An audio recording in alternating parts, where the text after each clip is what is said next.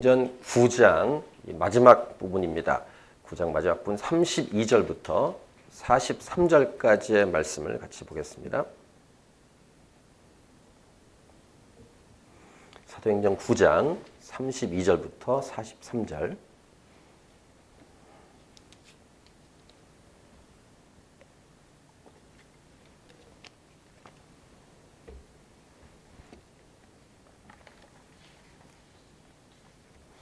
같이 읽겠습니다.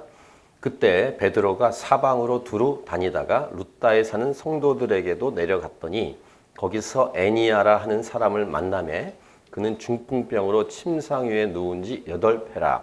베드로가 이르되 애니아야, 예수 그리스도께서 너를 낫게 하시니 일어나 네 자리를 정돈하라 한데 곧 일어나니 룻다와 사론에 사는 사람들이 다 그를 보고 주께로 돌아오니라. 욥바에 다비다라 하는 여제자가 있으니 그 이름을 번역하면 도르가라. 선행과 구제하는 일이 심히 많더니 그때 병들어 죽음에 시체를 씻어 다락에 누이니라. 룻다가 욥바에서 가까운지라. 제자들이 베드로가 거기 있음을 듣고 두 사람을 보내어 지체 말고 와달라고 간청하여 베드로가 일어나 그들과 함께 가서 이름에 그들이 데리고 다락방에 올라가니 모든 과부가 베드로 곁에 서서 울며 도르가가 그들과 함께 있을 때 지은 속옷과 겉옷을 다 내보이거늘 베드로가 사람을 다 내보내고 무릎을 꿇고 기도하고 돌이켜 시체를 향하여 이르되 다비다야 일어나라 하니 그가 눈을 떠 베드로를 보고 일어나 앉는지라. 베드로가 손을 내밀어 일으키고 성도들과 과부들을 불러 들여 그가 살아난 것을 보이니 온 욥바 사람이 알고 많은 사람이 주를 믿더라. 베드로가 욥바에 여러 날 있어 시몬이라 하는 무두장이의 집에서 머무니라. 아멘. 우리 설교 제목은 내가 사역하는 것이 예수님께서 사역하시는 것이 될 때. 이것이 오늘 제목입니다. 내가 사역하는 것이 예수님께서 사역하는 것이 될 때. 자, 이 제목에서 그 다음에 어떤 말이 나와야 될까요? 내가 사역하는 것이 예수님께서 사역하신 것이 될 때 진짜 사역이다. 진정한 사역이다. 이렇게 말이 이어지겠죠? 우리의 사역, 사역이라는 단어는 일한다는 거죠. 하나님의 일, 하나님 안에서의 일이란 말인데 이것이 때로는 예수님과 아무 상관없이 자기가 원하는 대로만 할 수도 있습니다. 예수님이 원하지 않은데 자기가 원하는 일을 할 수 있어요. 교회 바깥에만 얘기 아니라 교회 안에서도. 그런 거 반면에 예수님께서 개입하시는 사역? 아니, 개입한다는 말보다는 예수님이 하시는 사역인데 나를 통해서 하시는 사역. 이게 진짜 사역입니다. 그러니까 내가 하는 것 같은데 예수님이 하신 것입니다. 참으로 이 표현 자체를 이렇게 입으로 표현했을 때 감동이 있지 않습니까? 내가 한 것 같은데 내가 한 게 아닌. 눈에 보이지 않지만 예수님이 지금 저와 여러분과 함께 하십니다. 성령을 통해. 그리고 그분이 나의 손을 통해 나의 몸을 통해 일하실 때 영광을 주님이 받으시는. 여기에는 두 가지 내용이 포함된다고 할 수 있겠습니다. 첫 번째, 내 안에 계신 성령님에 관한 부분이고 두 번째는 예수님이 부활하시고 승천하신 다음 하나님 아버지 보좌 우편에 앉아 계시지 않습니까? 그러니까 영원히 살아 계신데 영원히 살아 계시면서 가만히 계신 것이 아니라는 사실을 알 수 있습니다. 조금 있다가 본문 말씀을 통해 이 부분을 확인합니다. 그러니까 진정한 저와 여러분의 일, 교회의 일, 하나님의 사역이란 삼위일체적인 사역이라고 할 수 있습니다. 아버지 하나님께서 주관하시고 예수님께서 함께 하시고 성령님께서 역사하시는 일. 이것이 교회 사역이어야 하고 교회인 저와 여러분의 사역이어야 할 것입니다. 오늘 본문에는 두 가지 사건이 등장하는데 베드로를 통해서 일어나는 사건이 한두 가지였겠습니까? 굉장히 많았겠죠. 근데 유독 이 두 가지 사건만 기록하는 이유가 있습니다. 그것은 베드로의 베드로의 경로를 통해서 이제 다음 주에 묵상할 고넬료 사건을 이어가기 위해서 누가가 의도적으로 이 두 가지 사건을 여기다가 첨부해 놓은 것입니다. 근데 어쨌든 이 두 가지 사건을 누가가 기록하면서 눈에 띄는, 저 개인적으로도 눈에 띄는 것이 뭐냐면 베드로가 과연 어떤 사역을 하며 살았을까? 왜냐하면 사도행전의 3분의 2가량이 사도 바울에 대한 내용이기 때문에 베드로는 좀 적게 나옵니다. 사실 이 예루살렘 전체 교회의 탑 리더였음에도 불구하고 사도 바울의 내용이 너무 많아서 베드로는 과연 어떻게 살았을까 궁금한데, 그 중에 이 한 부분을 오늘 본문이 기록해주고 베드로가 일평생 이렇게 살았겠구나 라는 추측을 해볼 수 있죠.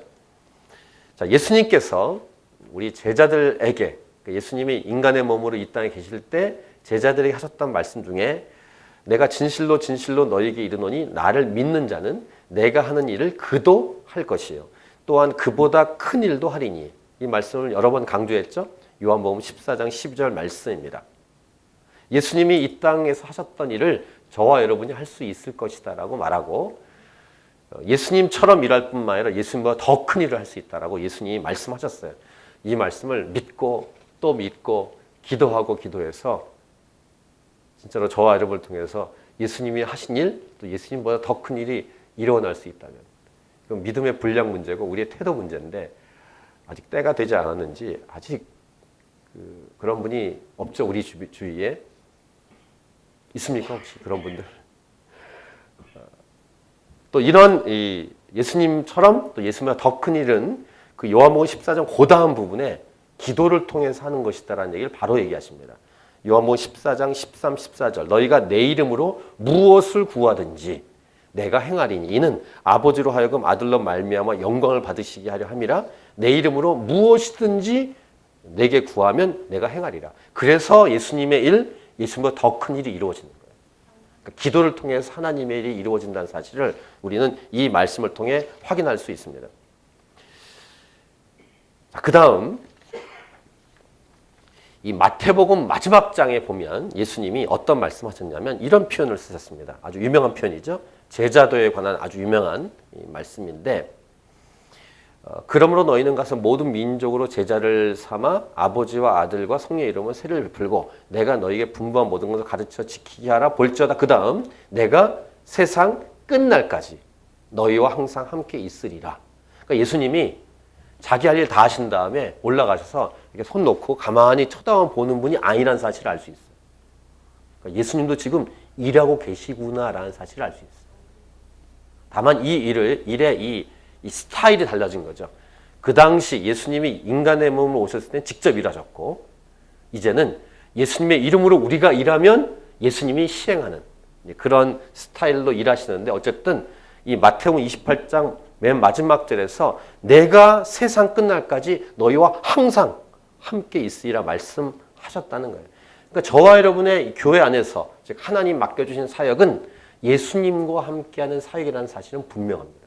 분명해요. 요한복음 14장과 오늘 마태복음 28장 두 군데 말씀만 봐도 예수님과 함께하는 사역이구나 라는 것을 알 수 있어요. 여기는 굉장히 중요한 원리들이 있는데 우리가 가만히 있으면 어떻게 합니까? 우리를 통해 일하지 않으십니다. 가만히 있지 않는 쪽을 통해서 일하실 거예요. 그러니까 무기력한 교회냐 아니면 액티브한 교회냐의 차이는 거기에 있습니다. 예수님의 이름으로 구하고 무릎 꿇고 기도하고 가서 전도하고 이렇게 하고 막 액티브하게 하는 교회는 주님이 함께 하시니까 놀라운 일이 벌어지는데, 가만히 있으면 아무 일도 일어나지 않습니다. 자, 내가 또는 우리가 사역하지만 동시에 예수님께서 사역하는 것이다. 오늘 설교 제목 다시 보겠습니다. 내가 사역하는 것이 예수님께서 사역하는 것이 될 때. 이것이 오늘 설교 제목입니다. 여러분을 축복합니다. 여러분의 사역이 진실되고 진정성이 있기를 축복합니다.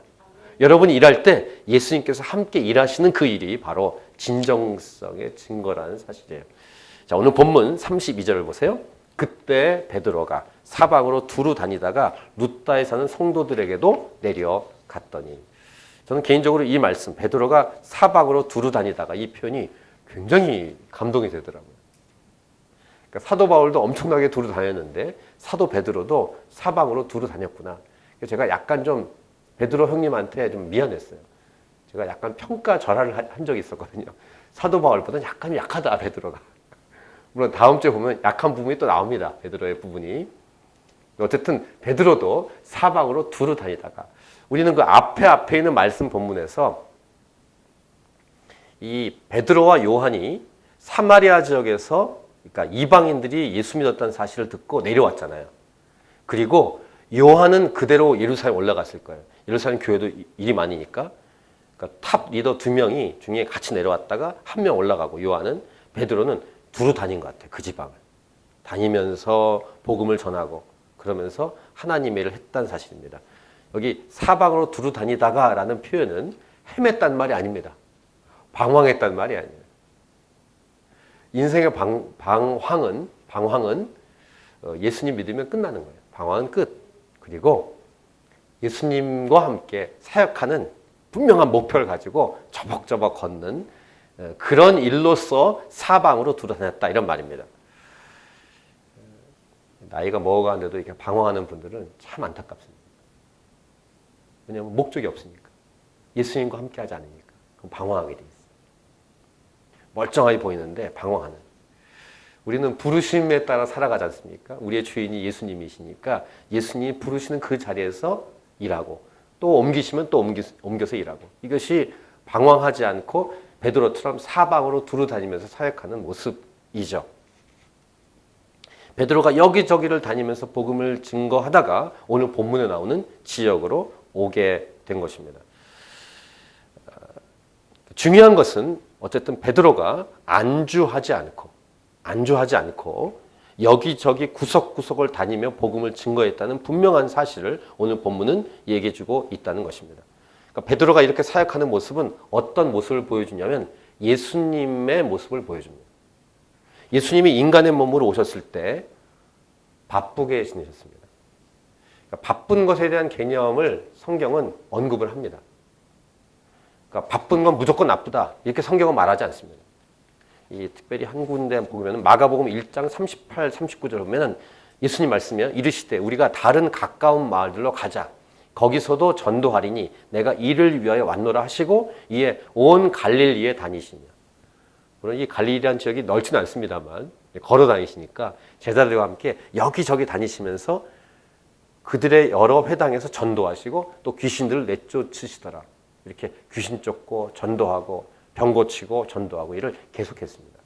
예수님 편하게 여유 있게 보내지 않으셨어요. 바쁘게 보내셨어요. 복음을 증거하기 위해서, 말씀을 증거하기 위해서, 귀신 쫓고 병 고치기 위해서. 베드로도 스승이신 예수님을 그대로 따라서 하고 있는 모습을 볼 수 있고, 그 당시 예수님이 제자들에게 했던 말씀 중에 이런 말씀, 유명한 말씀이죠. 마가복음 16장 15절. 또 이르시되 너희는 온 천하에 다니며 만민에게 복음을 전파하라. 다니며라고 하고 있어요. 지금 교회에게 준 명령입니다. 저와 여러분에게 준 명령이에요. 가만히 있는 것 말씀하지 않으시고 복음을 증거하기 위해서 다니는 것에 대해서 말씀하고 있다는 사실을 기억해야 돼요. 방황 말고요. 방황. 이것저것 방황이 아니라 분명한 목적을 가지고 다니는 것. 교회는 이 일을 해야 해요. 한 곳에만 안주하는 것, 진정한 교회 모습 아니에요. 물론 건물은 움직이지 않죠. 건물도 움직이면 좋겠습니다만, 이런 컨테이너 움직이면 여기저기 구석구석 다니는 거예요. 이 성경에 이렇게 다니는 것에 대한 또 하나의 인물이 있어요. 욥기를 보면 마귀, 사탄도 여기저기 다닙니다. 천상의 회의에 마귀가 등장하잖아요. 하나님이 어디 갔다 왔느냐? 이리저리 다녔다고. 너 욥 봤냐? 뭐 이렇게 하나님 물어보시는데 어쨌든 여기저기 다니는 마귀도 있어요. 그래서 좀 설교 때 말하기는 그렇지만 믿지 않은 세계에서 말하는 겁니다. 저도 믿지 않을 때가 있었기 때문에 저희 집에 그런 책이 있었어요. 사주팔자 책이 있었는데 그 중에 여기저기 다니는 사주팔자가 바로 역마살이라고 하더라고요. 과거 어릴 때 들었어요. 믿지 않는 가정이었기 때문에. 역마살은 저주예요. 저주예요, 저주. 근데 예수님 믿고 예수 그리스도 안에 있으면 복음을 전하기 위해 다니는 것은 축복이에요. 아멘. 복음을 전하기 위해 다니는 것. 그러니까 이 몸이 할 수 있으면 최선을 다해 다녀야 돼요. 그냥 다니는 거 말고 복음을 전하기 위해서. 초대교회 여러 직분 중에서 사도라는 직분은 특별히, 물론 순회 전도자도 있었습니다만 초대교회 여러 직분 중에 사도라는 직분은 여기저기 다니면서 교회를 개척하고 교회를 돌보는 직분이 사도예요. 사실은 목회자들도 한 곳에 정착하는 목회자도 있었지만 목회자로서 여기저기 다니는 목회자도 있었습니다. 순회 전도하는 분들. 김영희 선교사님도 그 순회 전도단을 만드셨었는데, 그러니까 직분과 은사와 부르심에 따라서 뭐 각양 다르게 나타나지만 어쨌든 기본적인 라인은 예수 복음을 증거하게 다니는 것이 옳다는 것을 성경은 말씀하고 있고, 그렇게 다니다가 하나님의 큰 영광이 드러나는 일을 만나게 되는데 33절 보시면 베드로가 만난 첫 번째 사람은 애니아라는 사람입니다. 근데 그가 8년 동안 중풍병으로 누워 있었다라고 기록합니다. 8년 동안 누워 있으니 정말 큰일이죠. 이렇게 큰일, 어려운 일을 만나면 하나님의 큰일을 경험할 수 있습니다. 이게 사실 이렇게 유머인데 쉽지 않네요. 이게 큰일을 만나면 큰일을 경험하게 된다. 지나가겠습니다. 자, 예수님이 함께 하실 때 큰일을 경험할 수 있다라는 것을 이제 예수님을 이 베드로를 통해서 이루어지는데 34절을 같이 읽겠습니다. 34절. 중요한 표현이 나옵니다. 시작. 베드로가 이르되 애니아야 예수 그리스도께서 너를 낫게 하시니 일어나 네 자리를 정돈하라 한데 곧 일어나니. 지금 이 베드로의 표현이 있죠. 예수 그리스도께서 너를 낫게 하신다. 예수님이 어디 계신데 이런 표현을 쓸까? 베드로는 자기의 사역이 예수님의 사역이라는 사실이 분명한 믿음이 있었기 때문입니다. 이 베드로의 이 선포가 오늘 이 전체 말씀의 핵심입니다. 예수께서 너를 낫게 하신다. 이 사역을 하자는 거예요. 이 사역을. 내가 하는 사역 같은데 예수님이 하시고 계시다. 베드로와 요한은 일찍이 성전 문 앞에 있는 안전뱅이를 일으킨 적이 있죠. 그때도 은과 금은 내게 없거니와 내게 있는 것은 너에게 주는데 나사렛 예수 그리스도 이름으로 걸어라. 그때 나사렛 예수 그리스도 이름으로 걸어라 하는 표현이 이제는 더 구체화됐어요. 애니아야, 지금 중풍병에 걸린 애니아야 부르면서 예수께서 너를 낫게 하신다 라는 말로 더 업그레이드 됐다는 사실을 알 수 있어요. 예수님께서 지금 베드로가 사역할 때 사역하신다는 증거가 바로 이겁니다. 애니아가 어떻게 되는가? 일어나 자리를 정돈하고 일어납니다. 자, 결과입니다. 이 사역이 됐을 때 결과를 보고 이 사역이 참된 사역인지 알 수 있는데 35절 보시면 루다와 사론에 있는 사람들이 다 그를 보고 누구에게 돌아옵니까? 누구에게? 주께로 돌아옵니다. 이게 진짜 사역입니다. 베드로의 사역을 통해서 사람들이 예수님께 돌아왔다. 이게 진짜 사역입니다. 자기 사랑을 만드는 게 아니라 예수님의 사랑을 만드는 일을 베드로가 한 것입니다. 베드로의 사랑이 만들어진 게 아니라 예수님의 사랑이 만들어지는, 이게 진짜 사역, 예수님께서 사역했다는 증거가 된다는 사실이에요. 보통 반역자들의 특징이 뭡니까? 자기 사람 만드는 거예요. 압살롬이 다윗에게로 오는 이 백성들의 마음을 훔치잖아요. 3년 동안. 그리고 쿠데타 일으킵니다. 악한 일. 예수님의 사랑을 만들려고 했더니 자기 사랑 만드는 이간질이에요. 진정한 제자란 예수님의 사랑을 만드는 사람인 줄 믿습니다. 그러니까 나를 통해 그 사람이 예수 믿고 나의 사람이 되는 게 아니라 예수님의 사람이 되는 거. 이렇게 애니아 같은 사람을 병 고쳤는데 예수님이 사역했고 예수님께로 주위의 사람들이 돌아왔다. 제가 재작년에 한번 설교 제목으로 오재성이 아닌 예수님께로라고 한번 제목을 정해 설교한 적이 있는데 사실 맞습니다. 이게 진짜 사역입니다. 그러니까 그 교회의 유명한 사람이 담임 목사가 되면 안 됩니다. 사람은 감추어지고 예수님이 드러나는 것. 이게 교회의 진짜 사역이라는 사실. 두 번째 사역을 보면 욥바라는 지역으로 들어가는데 욥바가 여기 나온다는 것은 뭘 의미하냐면 이제 다음 주에 사도행전 10장에 있는 고넬료 사건 때문에 그래요. 그래서 의도적으로 이 기적의 사건을 누가는 기록하고 있는데 이번에는 병이 아니고 죽은 사람이에요. 예수님도 죽은 자를 살리셨죠. 근데 베드로를 통해서도 죽은 자가 살아납니다. 자, 36절, 37절을 보세요. 욥바에 다비다라는 여제자가 있으니 그 이름을 번역하면 도르가라. 선행과 구제하는 일이 심히 많더니 그때 병들어 죽음에 시체를 씻어 달하게 누이니라. 선행과 구제하는 일이 심히 많았던 다비다라는, 또 다른 말로는 도르가라는 이 사람인데 병들어 죽었습니다. 그래서 알 수 있는 게 뭡니까? 선행도 하고 착한 일도 했는데 죽을 수 있다. 병들어서. 뭐 이런 거 알 수 있겠고, 제자들이 베드로에게 와달라고 간청합니다. 베드로에게. 그러니까 이것은 제자들 마음 안에 어떤 마음이 있냐면 베드로를 통해서 하나님의 역사가 일어날 것을 믿는 믿음이 그 주위에 있는 제자들한테 있었다는 것인데, 여기에 묵상할 일이 있습니다. 제자들도 예수님 믿는 사람들이잖아요. 베드로도 예수님 믿는 사람이고, 그 근처에 있던 다비다라는 여제자가 죽은 걸 안타깝게 여기는 제자들도 예수 믿는 사람인데, 그럼 그들이 살리면 되잖아요. 근데 베드로 오라고 합니까? 베드로는 예수님이 아닌데. 중요한 게 뭐냐면 예수님 믿는다고 해도 이렇게 급이 있어요. 차이가 있고. 뭐 어떡하겠어요. 베드로를 통해서 그 일이 일어나는데. 정말 이렇게 절망적인 것은 예수님과 아무 상관이 없이 일하는 것. 아까 서두에 말씀드린 것처럼. 그건 정말 절망적인 거예요.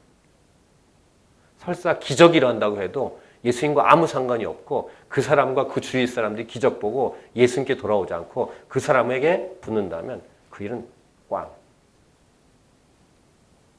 근데 지금 이 앞에 사역도 그렇고 이제 그 다음 나오는 이 죽은 자를 살린 사역도 베드로가 사역할 때 예수님이 일하시고 사람들은 예수님께로 돌아온다. 그러면 진짜 사역. 그래서 이 기도, 이따가 이 내용 가지고 기도할 때 저와 여러분을 포함해서 우리 교회가 이 사역을 감당해야 된다는 것입니다. 이것은 우리 기도 제목입니다. 이 일이 일어나도록.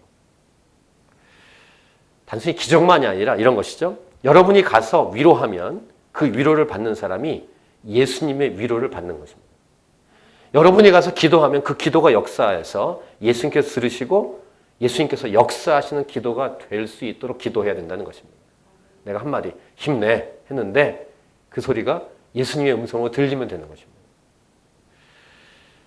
곳곳을 다니건 여러 가지 일을 하면서 만난 사람에게 나를 통해 예수님이 일하시는 축복, 예수님과 동행하는 축복이 있도록 우리는 기도해야 할 것입니다. 자, 다비다가 이 죽은 그 장소에, 그 장소 그 시간에 베드로가 갑니다. 베드로가 멀리서 기도할 수 있잖아요. 사실 예수님은 멀리서 기도할 때도 역사했어요. 근데 베드로 보고 오라고 그럽니다. 여기 이제 교회 원리, 사역의 원리인데 거기를 가야 돼요. 그 장소에. 그게 굉장히 중요합니다. 그러니까 온라인상이 아니라 오프라인상으로 그 자리에 가야 돼요. 그 시간에 가 있어야 됩니다. 그리고 예수님의 이름으로 기도하는 거예요. 예수님도 다 이렇게 원거리로 기도하신 게 아닙니다. 사역을. 저쪽에 있는 사람 병이 낫고 저쪽에 있는 사람이 귀신 낫고 이렇게만 하신 게 아니라 직접 가셨어요. 아까 말씀드린 것처럼 예수님도 부지런히 다니셨어요. 그런 것처럼 저와 여러분도 부지런히 다니고 그 장소, 그 현장에 그 시간이 있어야 된다는 사실이에요. 제가 이거 교회 예배 이거 응용해서 많이 말씀드렸는데 우리 교회는 예배 직접 나와 있는 출석한 사람이에요. 제적 인원수가 아닙니다. 새벽에도 말씀드렸어요. 말로만 입으로도 아니에요. 기독교는 입으로 때우는 종교가 아닙니다. 프레센스, 현장에 있어야 돼요. 그 시간에. 정해놓은 시간에 그 장소에 있는 거예요. 이게 교회예요. 진짜 교회입니다. 베드로가 그 자리 가는 거예요. 죽은 시체 앞으로 가는 것입니다. 제자들이 원하는 그 시간에 가는 거예요. 자, 38, 39절 보세요. 룻다가 욥바에서 가까운지라 제자들이 베드로가 거기 있음을 듣고 두 사람을 보내어 지체 말고 와달라고 간청하여 룻다가 욥바에 가깝다. 이것은 이제 암시하는 건데 10장에 있는 사건을 연결시키기 위해서 이 기록을 하고 있고요. 39절 보면 베드로가 일어나 그들과 함께 가서 이름에 그들이 데리고 다락방에 올라가니 모든 과부가 베드로 곁에 서서 울며 도르가가 그들과 함께 있을 때 지은 속옷과 겉옷을 다 내보이거늘. 베드로가 갔더니 모든 과부가 베드로에게서 옵니다. 그리고 그가 지은 속옷과 겉옷을 다 내보입니다. 이 말은 뭐냐면 이 도르가가 속옷과 겉옷을 손수 만들어서 과부들과 어려운 사람을 도왔다는 거예요. 이게 도왔던 증거물입니다 라고 베드로에게 다 보여준 거예요. 구제를 많이 한 분입니다. 선행과 구제를 많이 하신 분이었으니까.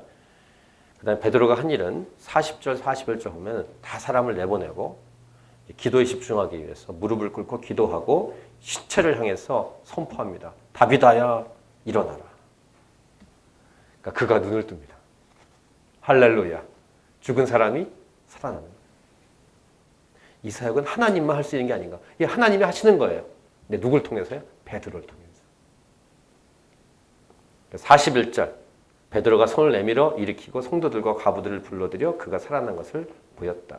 생명의 주인 되신 예수님이 베드로가 기도할 때 함께 하셨고 베드로가 사역할 때 예수님이 사역하셨습니다.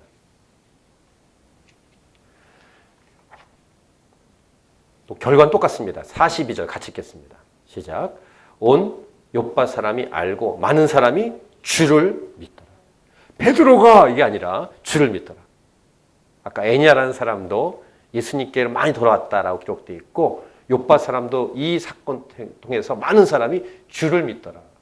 이게 옳게 사역했구나 라는 증거가 됩니다. 다시 한번 선포합니다. 저와 여러분을 통해서 이 역사가 일어날 수 있다. 나를 통해서, 우리를 통해서 이 사건이 일어날 수 있게 축복합니다.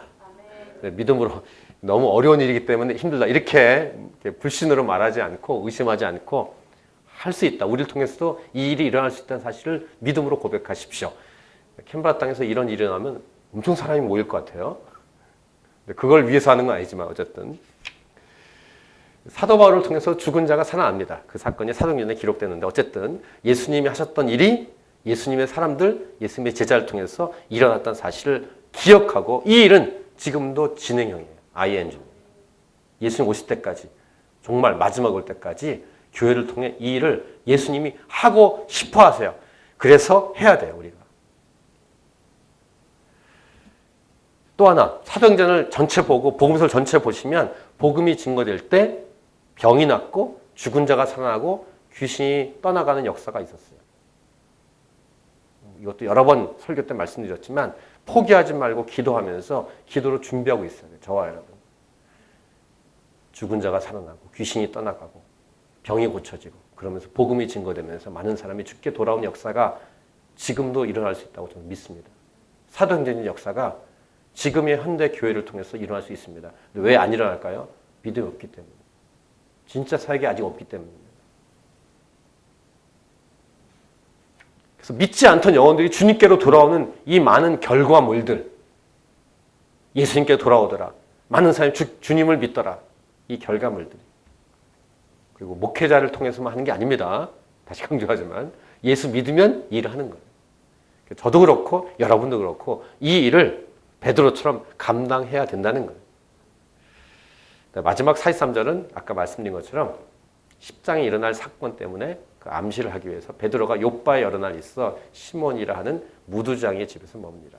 오늘 설교 제목, 내가 사역하는 것이 예수님께서 사역하시는 것이 될 때였습니다. 캔버라 하나님이 찾으신 교회가 사역하는 것이 예수님께서 사역하시는 것이 되기를 기도합니다. 우리 교회가 하는 건데 예수님이 하시는 일이 될 수 있기를 간절히 기도합니다.